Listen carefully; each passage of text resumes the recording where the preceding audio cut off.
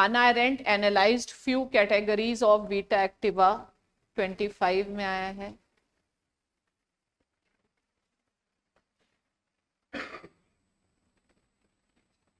फिर वही चीज आई है, his conceptual triad, her conceptual triad of labor, work and action. Hannah Arendt's conception of political power is not the property of individual, it belongs to the group and remains in existence only so long group keeps together. कौन सा question आपको करना है? हाँ, ये 5 कौन सा? Vita Activa, Vita Activa और ये दोनों तो एक ही है, पिछले साल आ गया है। Analyse few categories of Vita Activa. इसको समझा देते हैं अगर कंसेप्ट नहीं है।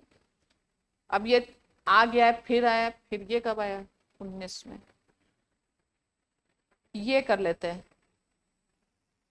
इसको समझा देते हैं। Hannah Arendt's conception of political.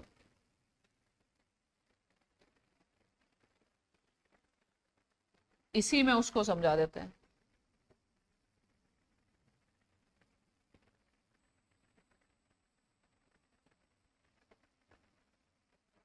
क्या है उसका कंसेप्शन ऑफ पॉलिटिकल?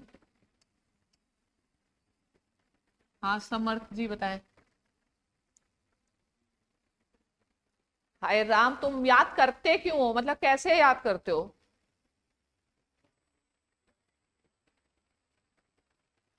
थॉट में रिवीजन का होता क्या है? मान लो रिवीजन ये इंसान कर सकता है कि पहला एनिमल लेबोरान है, दूसरा होमो फेबर है, तीसरा जून पॉलिटिकॉन है। ये क्या, ये तो अगर समझ में आया है तो आया है समझ। किसी को आया है? आपको समझ में आया? कैसे नहीं आया? पार्टिसिपेशन इन पब्लिक स्फीयर, किसने बताया? और क्या? Arena of action. और जब हम एक्शन परफॉर्म करते हैं तो क्या होता है? Realization of our identity, existence है। ठीक है, उसके हर आंसर में एक ही चीज आएगी, पहले समझ लो।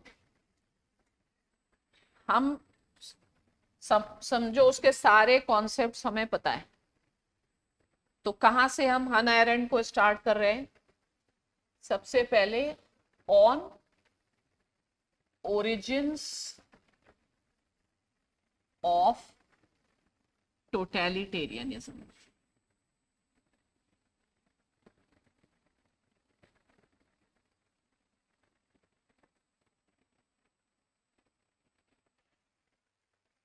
अब उसने टोटलिटेरियनिज्म को क्यों पढ़ा? ठीक है, क्योंकि उसने उसको एक्सपीरियंस किया और उसने अपना एक्सपीरियंस दिया। उसके अनुसार आपका व्यू कुछ और हो सकता है, लेकिन उसका व्यू ये है। ठीक है, तो एज अ ज्यू होने के कारण टोटलिटेरियनिज्म क्या हो गया? उसका लिव्ड एक्सपीरियंस हो गया। और लिव्ड एक्सपीरियंस के मेथड को क्या कहते हैं? फिनोमिनोलॉजी।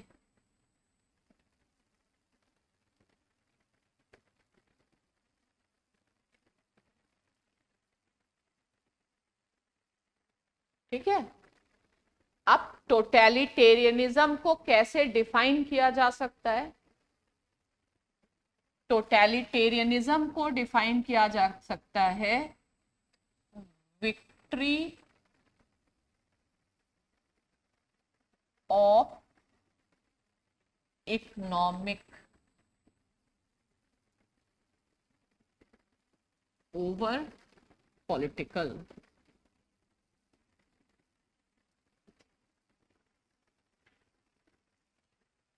जब हमारी जिंदगी में इकोनॉमिक स्फीयर ज्यादा इंपॉर्टेंट हो जाए, ओवर पॉलिटिकल। पॉलिटिकल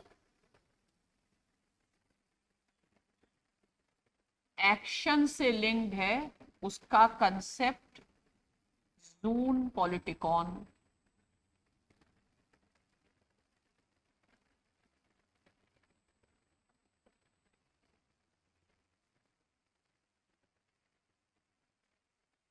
जून पॉलिटिकॉन क्या है? ह्यूमन कंडीशन है।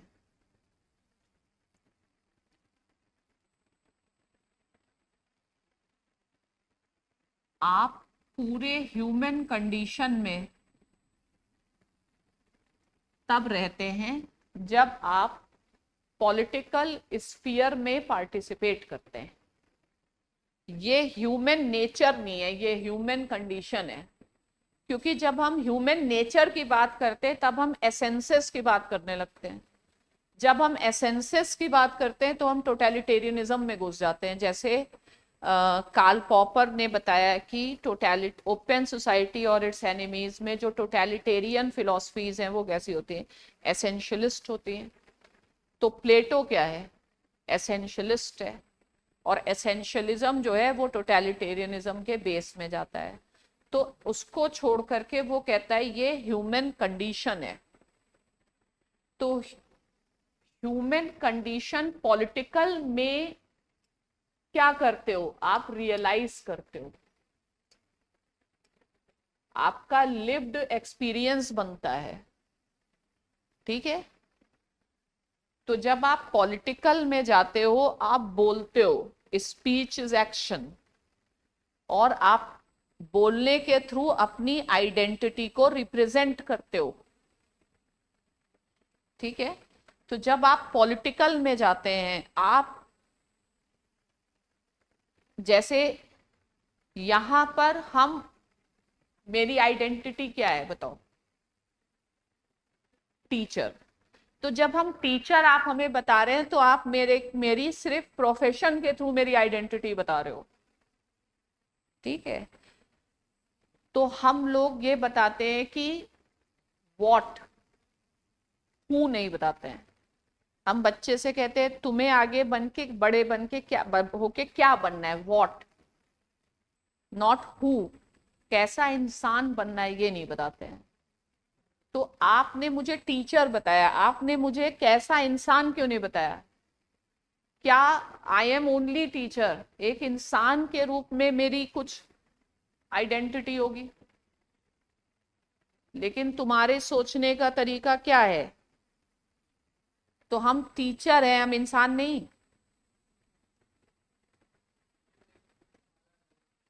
है? तो इंसान वाला एक्सपीरियंस आप कैसे इग्नोर कर रहे हैं?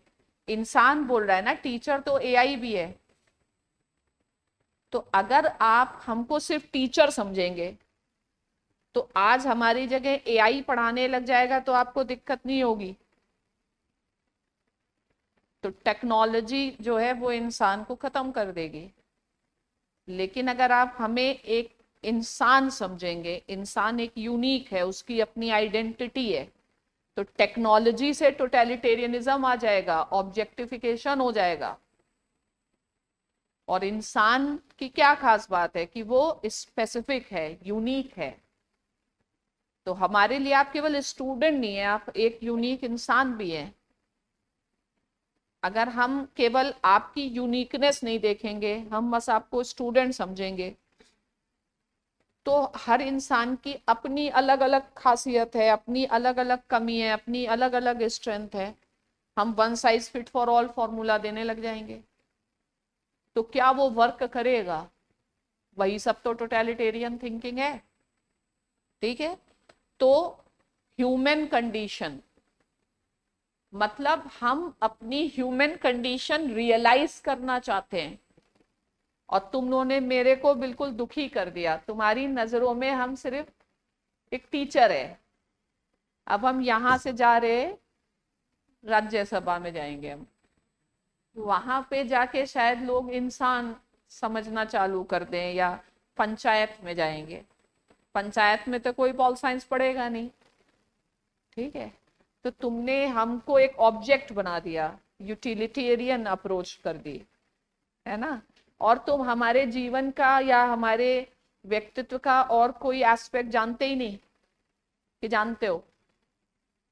जानते हो, ठीक है। तो मेन चीज ये चीज हम कब रियलाइज करेंगे? आप, हम और आप बिल्कुल प्रोफेशनली मान लो हैं, तो हम आप स्टूडेंट टीचर हैं, लेकिन अगर हम खुल के बात कर रहे हैं, ठीक है, तो हम रियलाइज करेंगे कि ये इंसान है, ये इंसान है, ये इंसान अलग है, ये इंसान अलग है।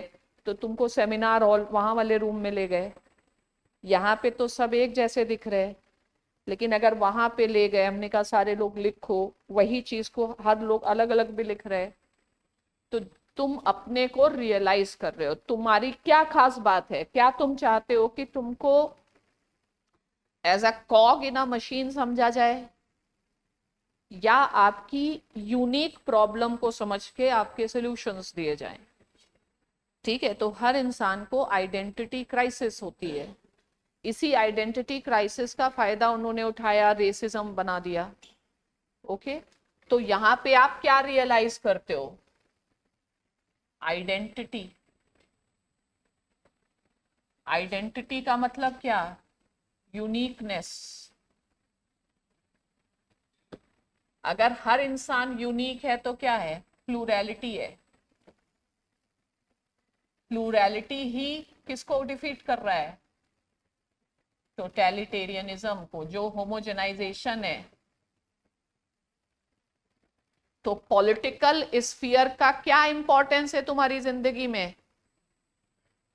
तुम्हारी आइडेंटिटी क्राइसिस को खत्म करता है और टोटलिटेरियनिज्म से फाइट कर रहा है वो, ठीक है। और टोटलिटेरियनिज्म में क्या हो गया? Victory of economic. और ये दोनों चीजें जो हैं, ये क्या है? ये क्राइसिस ऑफ मॉडर्निटी है।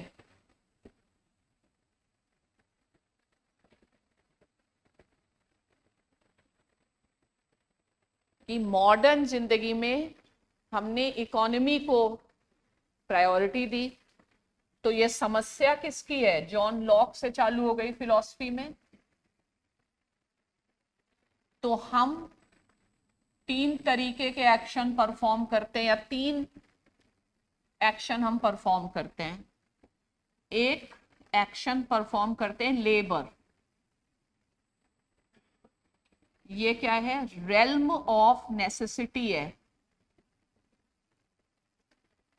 हमको खाना पड़ेगा ही।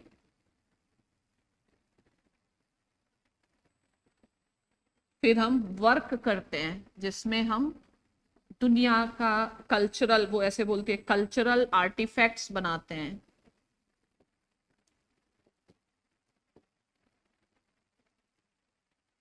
और एक्शन।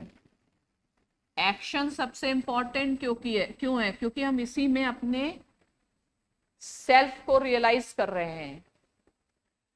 तो हम, मार्क्स जो है वो सबसे ज्यादा महत्व इसको देने लगता है या इसको देता है। तो हमारी जिंदगी क्या करती है? हम इस नेसेसिटी के चक्कर में घूमते रहते हैं, ठीक है। हम प्रोफेशनल, हम कमाते रहेंगे, सोचेंगे कि इस, ये कभी हम इनसिक्योर हो गए कि हमको लगता है कि एज टाइम में हमारी नेसेसिटी कौन पूरी करेगा।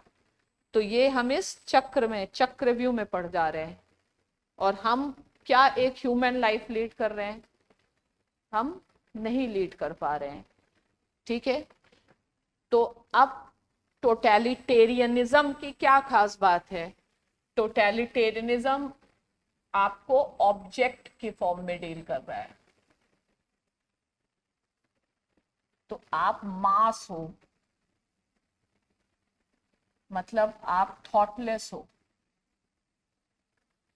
आप थिंकिंग नहीं कर रहे हो। थिंकिंग क्योंकि अकेले में नहीं हो सकती है, thinking is not possible in isolation, ठीक है। और उसने टोटलिटेरियनिज्म की क्या खास बात बताई। एक टोटलिटेरियनिज्म की दो चीजें हैं। पहला, टोटलिटेरियन जो पॉलिटिकल सिस्टम है स्टेट, वहां पर क्लास खत्म, क्योंकि क्लास भी एक आइडेंटिटी है, मास आ गया। ठीक है। फिर टोटलिटेरियनिज्म में एक्सटर्नल से ज्यादा इंटरनल पुलिस की जरूरत पड़ती है, क्योंकि एनिमी विद इन है। और टोटलिटेरियनिज्म की और क्या खास बात बताई उसने। ठीक है। और टोटलिटेरियनिज्म में आपकी यूनिकनेस को खत्म कर दिया गया, एंड ऑफ पॉलिटिकल है। और टोटलिटेरियनिज्म का जो एम होता है वो वर्ल्ड विक्ट्री है, क्योंकि पूरी दुनिया एक जैसी नहीं होगी तो फिर टोटलिटेरियनिज्म है नहीं।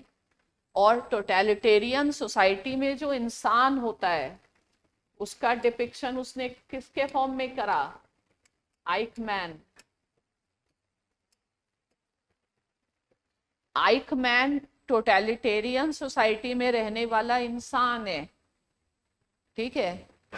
उसकी क्या खास बात है, वो कोई जीनियस नहीं है कि वो ऐसे ऐसे मार रहा है। वो एक ऐसा पर्सन है जिसने थिंकिंग को खत्म कर दिया, वो थॉटलेस पर्सन है। ये है पूरा हाना एरेंट।